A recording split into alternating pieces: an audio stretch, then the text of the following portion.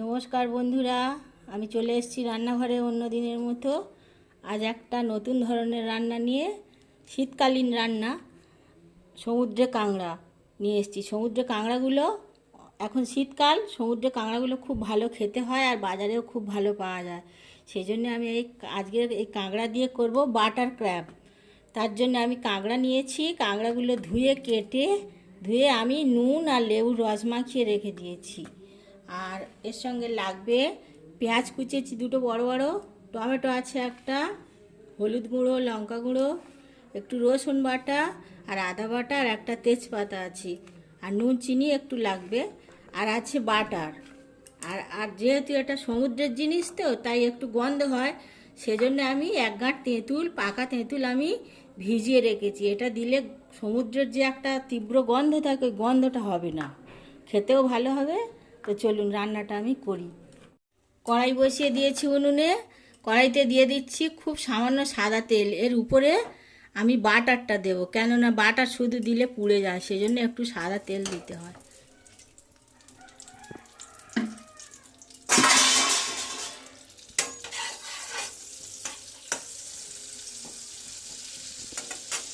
বাটারটা গলতে থাক, আমি ততক্ষণ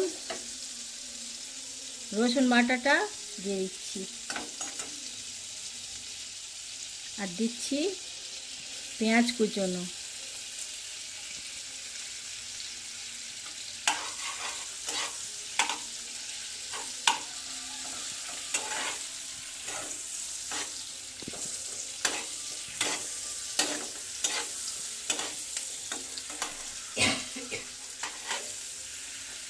তেজপাতাটা দিয়ে দিচ্ছি এর মধ্যে।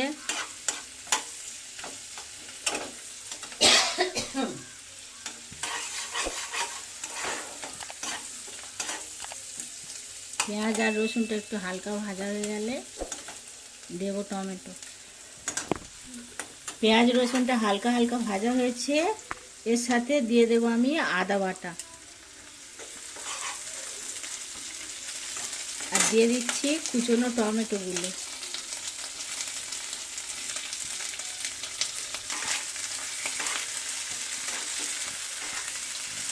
দিয়ে দিচ্ছি লঙ্কার গুঁড়ো,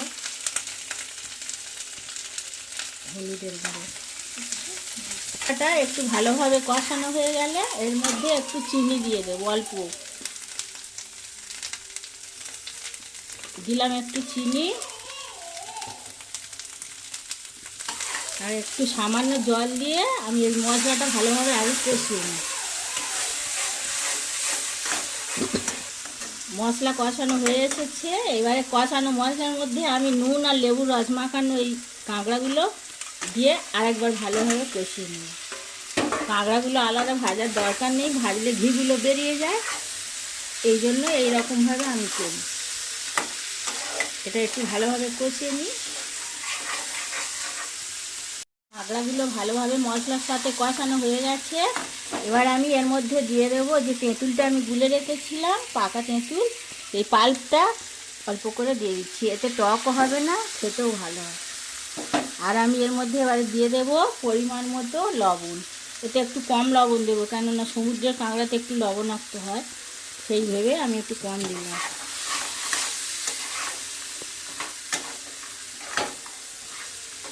এবারে আমি এর সাথে জল দিয়ে দিচ্ছি। কষানো হয়ে গেছে সব কিছু, জল দিয়ে আমি এই কাঁকড়াটা সেদ্ধ হওয়া পর্যন্ত চাপা দিয়ে অপেক্ষা করব। কাঁকড়া সেদ্ধ হওয়া পর্যন্ত অপেক্ষা করি, ঢাকনাটা দিয়ে দিই। ঢাকনাটা খুলে দেখি বন্ধুরা কতদূর কী হলো। হয়ে এসেছে, একদমই রস শুকনো হয়ে গেছে। এবার এর মধ্যে আমি একটু গরম মশলার গুঁড়ো দিচ্ছি। আর যেহেতু বাটার ক্র্যাব, সেই জন্য একটু বাটারে রান্না করেছিলাম প্রথমে, আর শেষে নামানোর সময় একটু বাটার দিয়ে দিলাম। দিয়ে এবার আমি এটা নামিয়ে নেব।